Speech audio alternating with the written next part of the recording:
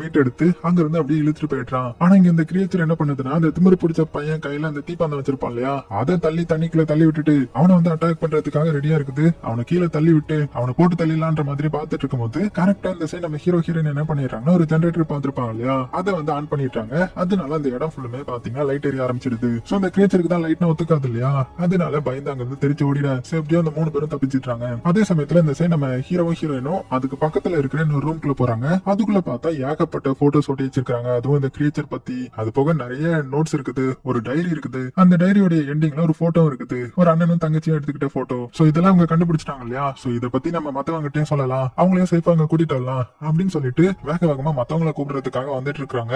அந்த டைம்ல ஆப்போசிட்ல ஏதோ ஒரு உருவம் வர்ற மாதிரி தெரியுது. அவங்கள தான் மறந்து போயிடுறாங்க. கண்டிப்பா அந்த கிரியேச்சரா தான் இருக்கும் அப்படின்னு பயந்துட்டு இருக்கும்போது, ஆனா அங்க வர்றதோ நம்ம 3 பசங்க தான் வராங்க. உயிர் தப்பிச்சு அப்படியே ஓடி வராங்க. அதுலயும் அந்த குயினியோட உடம்புல வந்து அடிபட்டிருக்கும் இல்லையா, கிரியேச்சர் வந்து கடிச்சிருக்கும் இல்லையா. சோ வேகமா வந்து ஒண்ணு சேர்ந்துற இவங்களை பார்த்ததுமே அந்த குண்டு பையன் வந்து என்னென்னலாமோ சொல்ல ஆரம்பிக்கிறேன். அந்த மாதிரி அந்த கிரியேச்சர் வந்துச்சு, இந்த குயினி பொண்ணு கடிச்சிருச்சு, ஏதோ இவளுடைய கழுத்துல செலுத்திடுச்சு அப்படி இப்படின்னு உளறிட்டே இருக்க நம்ம ஹீரோயின் தான் வந்து செக் பண்ணி பாக்குறாங்க. பார்த்தா அவளுடைய கழுத்துல ஏதோ ஒரு வித்தியாசமா அட்டாக் பண்ணிருக்குது. சோ இங்க நம்ம திமிரு பிடிச்ச பையனோ தனியா புலம்ப ஆரம்பிச்சிட்டான். எல்லாமே என்னாலதான், அவளை விட்டுட்டு போயிருக்க கூடாது, அவ பக்கத்துல இருந்திருக்கணும் அப்படின்னு புலம்பிட்டு இருக்கும்போது, சரி வாங்க நம்ம சேஃபா அந்த ரூமுக்கு போலாம்னு சொல்லிட்டு எல்லாத்தையுமே சேஃபா அந்த ரூமுக்கு கூட்டிட்டு வந்துட்டா. அதுலயே அந்த எலும்பு கூட பார்த்து எல்லாருமே ஷாக் ஆகுறாங்க. இருந்தாலும் நம்ம ஹீரோ என்ன பண்றாங்கன்னா, இங்க ஒரு டைரி இருந்துச்சு, அதை நம்ம வாஸ்து பார்க்கலாம், அப்படி வாஸ்து பார்த்தா நமக்கு ஏதாவது ஐடியா கிடைக்கும் அப்படின்னு சொல்லிட்டு அந்த டைரியை வந்து வாசிக்க ஆரம்பிக்கிறான். அவன் வாசிக்க நமக்கு பேக்ரவுண்ட்ல அந்த கதையை வந்து சொல்ல ஆரம்பிக்கிறாங்க. அதாவது ஒரு அண்ணன் தங்கச்சி போட்டோ காமிச்சிருப்பாங்க இல்லையா, அவங்க 2 பேரும் பாத்தீங்கன்னா இந்த காட்டுக்குள்ள ஏதோ ஒரு அட்வென்ச்சர் ட்ரிப்புக்காக வந்திருக்காங்க. அதுல இந்த அண்ணன்காரன் தான் மஞ்சள் கலர் ஹுடி போட்டிருக்கான். அது போக கூட தங்கச்சி பொண்ணு வந்திருப்பான் இல்லையா, அவங்க 2 பேரும் ஒரு இடத்துக்கு வந்து ஒரு டனலை பாக்குறாங்க. பயங்கர இருட்டா இருக்குது. சோ அண்ணன்காரனும் மேப்ல இது என்ன இடம் அப்படின்னு பாத்துட்டு இருக்கிறதுக்குள்ளேயே தங்கச்சி பொண்ணு